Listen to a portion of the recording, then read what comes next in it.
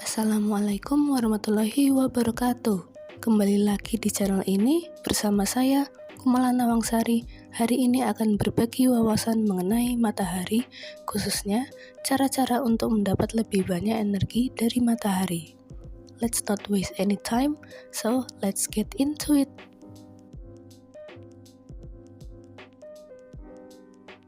Mengutip dari Kamus Besar Bahasa Indonesia, matahari merupakan benda angkasa serta titik pusat tata surya berupa bola berisi gas yang mendatangkan terang dan panas pada bumi pada siang hari.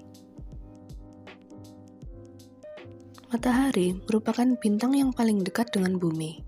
Seperti bintang lainnya, matahari merupakan benda panas yang tersusun oleh berbagai gas yang bertekanan tinggi. Ukurannya sangat amat besar jika dibandingkan dengan planet yang terbesar sekalipun. Diameter matahari mencapai 1,4 juta kilometer, kira-kira 109 kali diameter dari bumi. Walaupun matahari itu berbentuk gas, beratnya lebih dari 300.000 kali beratnya bumi.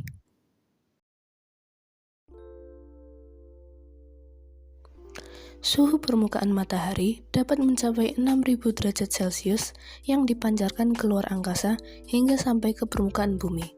Sedangkan suhu inti matahari itu sendiri adalah sebesar 15-20 juta derajat Celcius. Matahari memancarkan energi yang sangat besar dalam bentuk gelombang elektromagnetik. Gelombang elektromagnet tersebut adalah gelombang cahaya tampak, sinar X, sinar gamma, sinar ultraviolet, sinar inframerah, dan gelombang mikro. Sumber energi matahari berasal dari reaksi fusi yang terjadi di dalam inti matahari. Reaksi fusi ini merupakan penggabungan atom-atom hidrogen menjadi helium.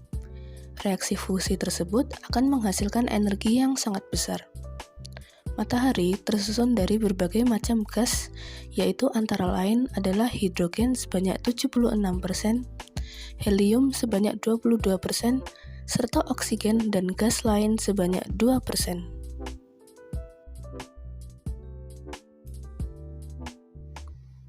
Matahari merupakan sumber energi terbesar bagi bumi.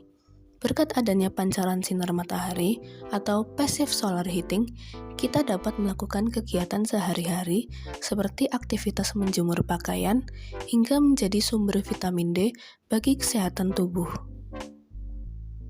Pancaran sinar matahari sebenarnya juga dapat kita konversikan menjadi bentuk energi lain, misalnya energi listrik untuk memenuhi berbagai kebutuhan. Berikut ini merupakan beberapa alternatif metode yang bisa kita lakukan agar dapat memperoleh dan memanfaatkan energi matahari secara lebih efektif. Cara yang pertama adalah self photovoltaic. Apakah kalian pernah memiliki kalkulator surya atau jam tangan yang memanfaatkan sinar matahari untuk mengisi daya?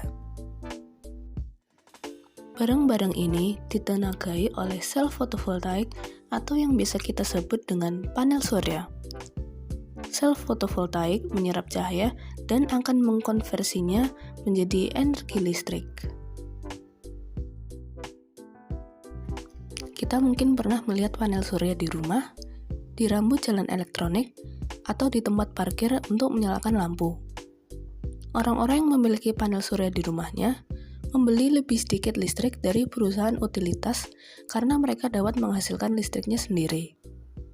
Jika memiliki cukup panel surya, kamu bahkan mungkin dapat menghasilkan lebih banyak daya daripada yang kamu butuhkan pada umumnya.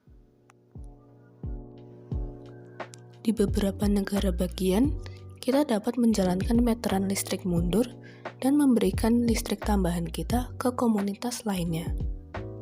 Dengan begini, kita akan memperoleh keuntungan 2 kali lipat dengan membagikan energi tersebut karena perusahaan listrik akan membayar kita.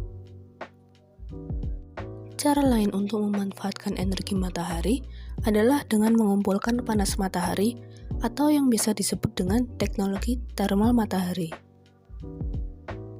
Pembangkit listrik tenaga surya menggunakan panas dari matahari untuk menghasilkan uap yang kemudian dapat digunakan untuk menghasilkan listrik.